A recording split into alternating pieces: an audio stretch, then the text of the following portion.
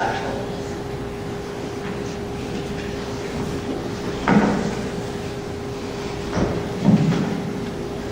with the question of what is the federal government doing right, I would say not a whole lot.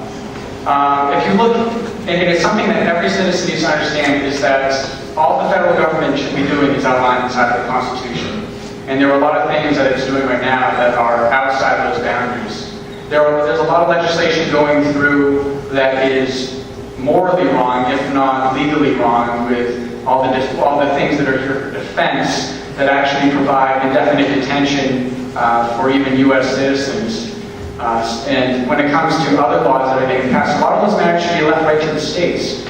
But the federal government has been taking it on themselves to pass sweeping legislation that affects all the states when it should be left as a state matter. And one of those examples that I can use that I think a lot of people here can relate with is when it comes to gay marriage. If a strict constructionist of the Constitution would read that and say, oh, 10th Amendment, all power is not given to the federal government, but to the states and the people. Marriage isn't an issue in our Constitution, so it should be a matter that should be left to the states. Yet there are people in our government that are advocating federal legislation to define marriage one way or the other. So I think that in a lot of ways, our federal government is not working in a lot of ways. Not because the system is broken, but the people in there are not doing their job correctly.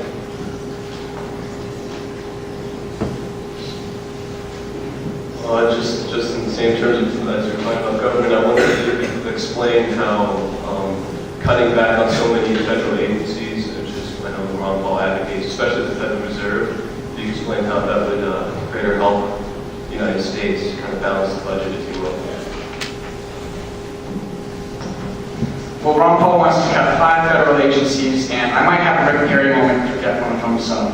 But they are transportation, housing and urban development, the interior, commerce, and education.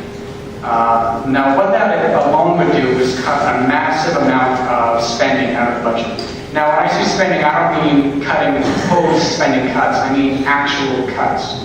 Because the taxpayers are what fund those programs. They're the ones that pay the salaries of all those agencies. So, I mean, we might even hear a little bit about our national debt. That would solve a lot of issues. We'd be able to cut spending, and the people would be able to keep more of their money. So, in turn, by cutting the size and scope of government and returning some of that power back to the states and not having federal taxes taken up for it, the people are going to have more money to spend, stimulate the economy, and make a better United States market.